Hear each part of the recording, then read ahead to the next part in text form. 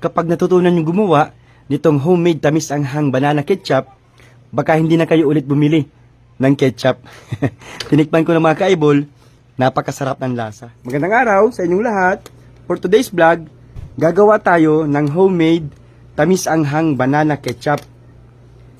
Una, ilalaga lang natin itong saba. Hinog na saba yan mga kaibol ha.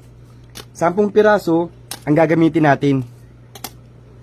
Pakuluan lang natin ng 10 to 15 minutes. Habang pinapakuluan natin yung ating saging na saba, maglalagay tayo ng 1 cup ng suka dito sa blender.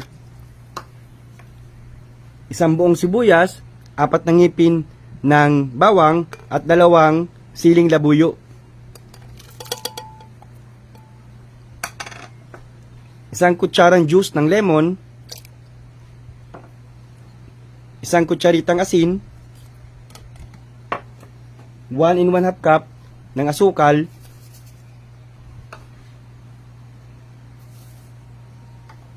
at 1 kutsara ng cornstarch. Mix lang natin ito. After 12 minutes, luto na yung ating saging. I-drain lang muna natin para mawala yung mga excess na tubig. Pagkalipas ng 5 minuto, na-drain na natin yung mga sobrang tubig dito sa ating nalagang saba. Ihahalo na natin ito dito sa previously na na-mix natin ng mga sangkapa. Kung matigas yung saging mo, pwede mo yan hiwa-hiwain para hindi mahirapan yung blender. Paunti-unti lang ang lagay ko hanggang sa maubos natin ito lahat.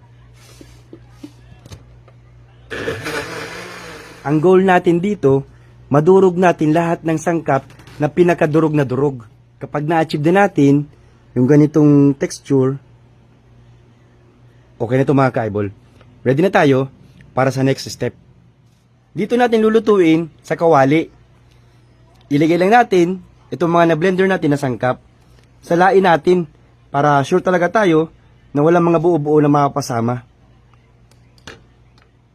Kailangan natin salain para masigurado natin na magiging smooth yung texture ng ating ketchup. And then, set lang natin sa medium fire para hindi naman masunog yung ilalim. Haluin natin paminsan-minsan.